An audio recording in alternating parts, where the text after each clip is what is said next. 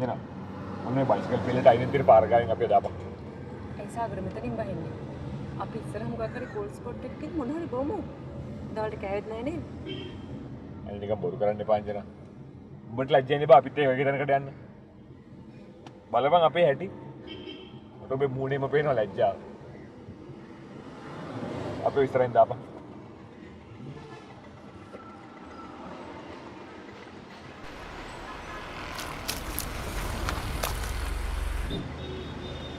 බෑපන් අවුරුදු 10 කට උඹ දැක්කේ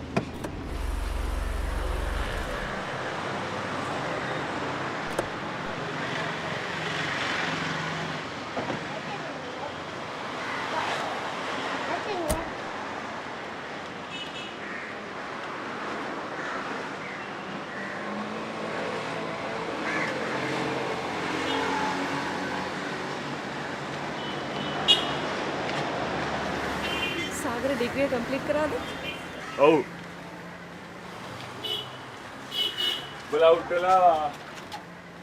बलाउटला අවුරුදු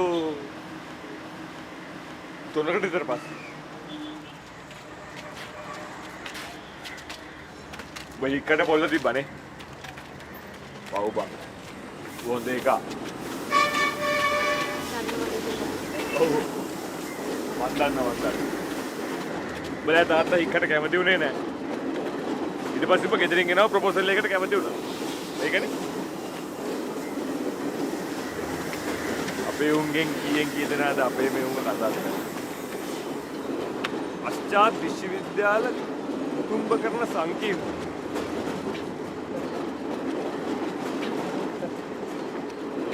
බබෙන් ඉංජිනේර කෙනෙක්. අපේ තාත්තගේ යාළුවෙක්ගේ පුතෙක්. හරිම හොඳයි. කබාල ඉන්නවද? ඔව්. දුවෙක් ඉන්නවා. අවුරුදු 3යි. ෂා. වරුනේ. එන උඹ වගේම ලස්සන නැත්. ෂිට්. උඹ මට කෝල් කරලවත් මට මේ කටහඬ අඳුර ගන්න බැරි වුණානේ. කොහොමද අපි ගැන දැනගත්තේ? යාළුවෙක් කිව්වේ ලේසි ක්‍රමයක් තියෙනවා වැඩි ගාණක් යන්නේ නැහැ කියලා.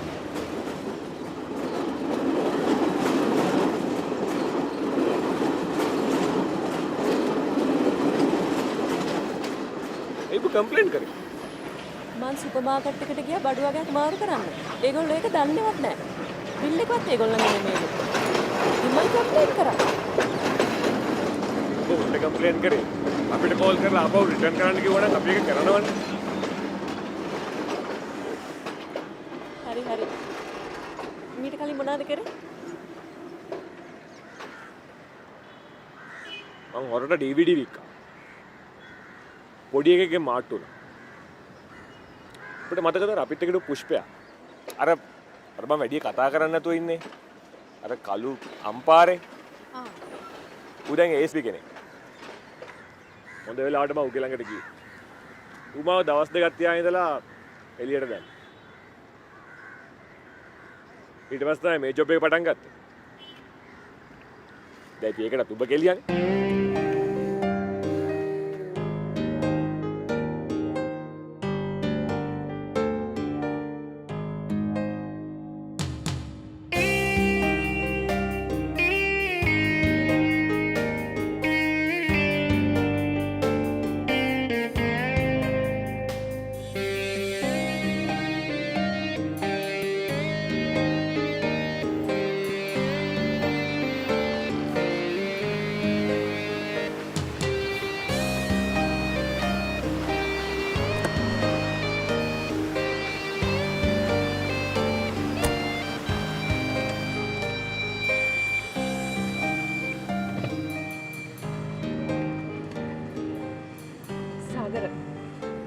මට මොනවද කරන්න පුළුවන්?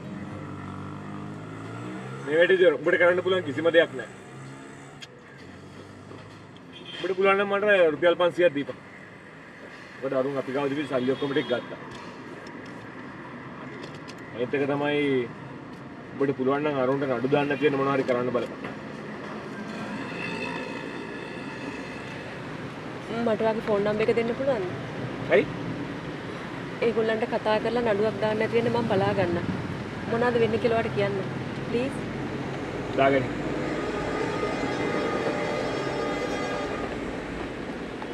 Note 77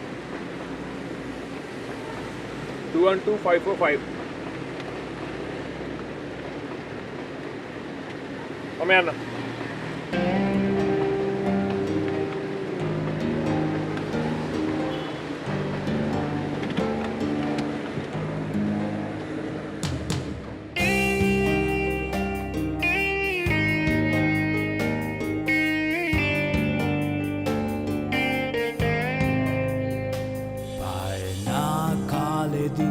රෑදවල් මහන්සිවී කන්න දේ රැස් කරයි කුමියෝ පායනා කාලෙදී රෑදවල් මහන්සිවී කන්න දේ රැස් කරයි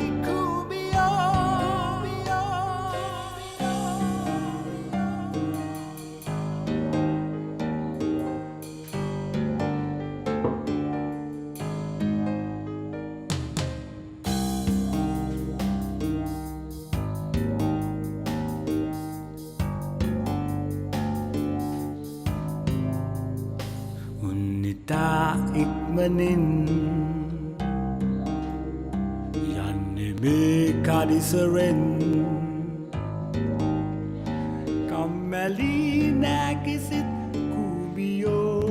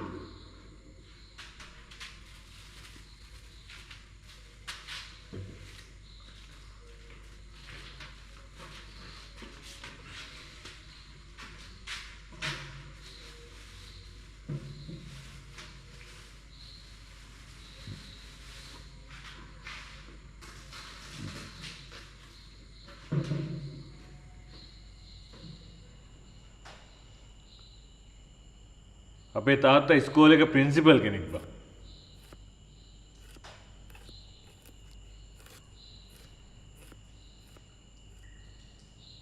මං කන්තලේ 6 කන්න.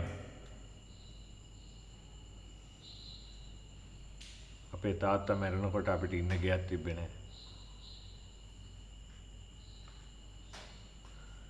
අපි හිටියේ ඉස්කෝලේ ගුරු නිවාසේ.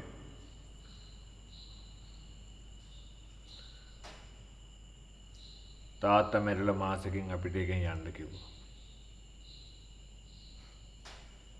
අපිට යන්න තැනක් තිබ්බේ නැහැ.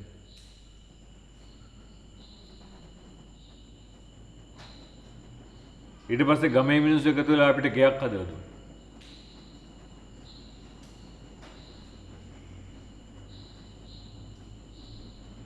ඒ කාලේ ගමේ මිනිස්සු මට කිව්වේ චන්ද්‍රි මහත්තයාගේ පුතා සුසන්ත කියලා.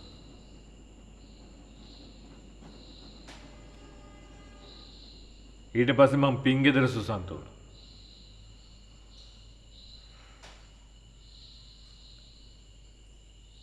කැම්පස් යනකනුත් මම පිංගෙදර සුසන්තමයි.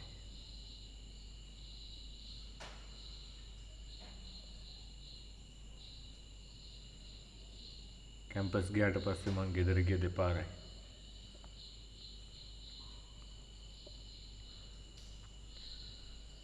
දෙවෙනි පාර අම්මගේ මරණයට.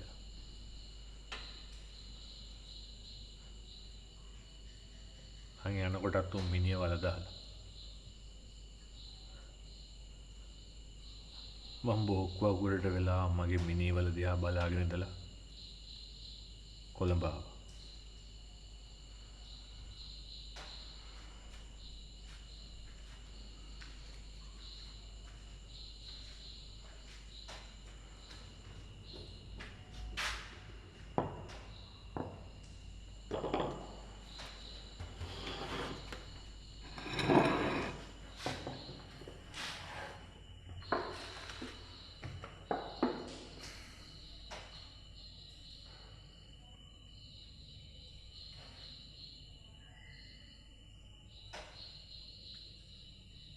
මගේ අත තුවාලද?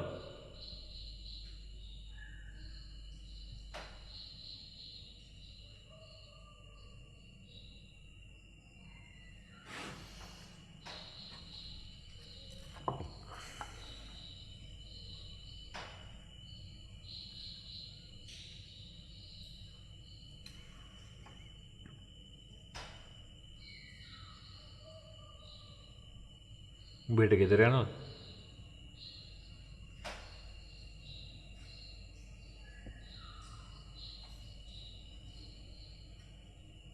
උඹ හෙටම ගෙදර යනවද?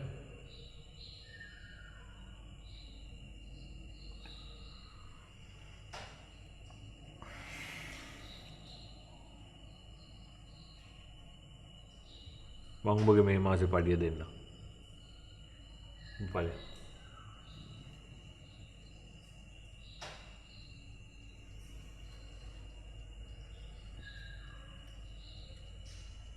මං ඉන්නවා.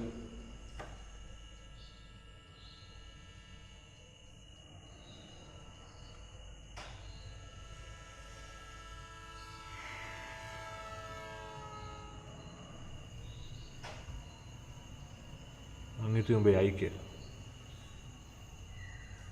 ඇයි උඹ ඉන්නේ?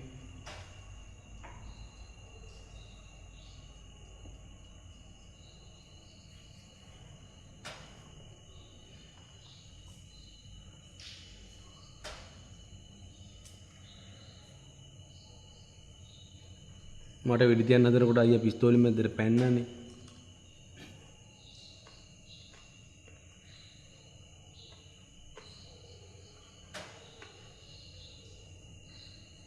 මං කලින් වැඩ කරපු තැන්වල මහත්තුරුත් හරියට බයිනවා. මොන දෙයකට එපාදී හැම දෙයකටම බයිනවා. ඒක අයියා ඉතින් එහෙම නෑනේ.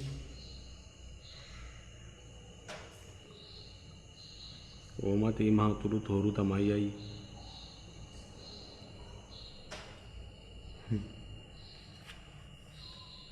එක මහත්තයෙක් හිටියා. එයා ඇඳුම් හොරෙන් දාගෙන යාගේ වාහනේ අරගෙන යනවා. තව හොරේ ගෑණියෙක් වාහනේ දාගෙන යනවා. තව අපි හොරු නෙවෙයි යකෝ. අපි මොනවද හොරකම් කරන්නේ? අපි එක තැනකින් අරගෙන තව තැනකට ගෙනිහින් දෙනවා. ඒකට අපි කොමිස්සයක් ගන්නවා. ඒක හොරකමද? එතකොට එහෙනම් ඔය මෙහෙට කාර් ගෙනෙව්, ටීවී ගෙනෙව්, කම්පියුටර් ගෙනෙව්. උන් කරන්නේත් ඒකම. ඇයි මොකද ඒ උන්ගේ ගෙවල් වල හදනවද?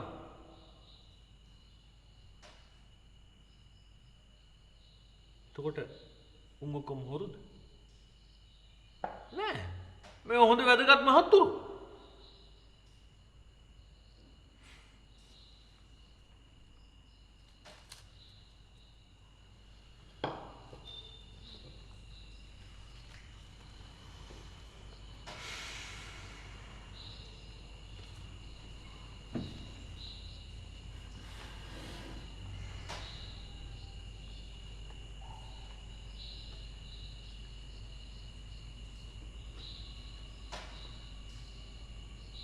අපි හෙට ඉඳන් මොනවද කරන්නේ?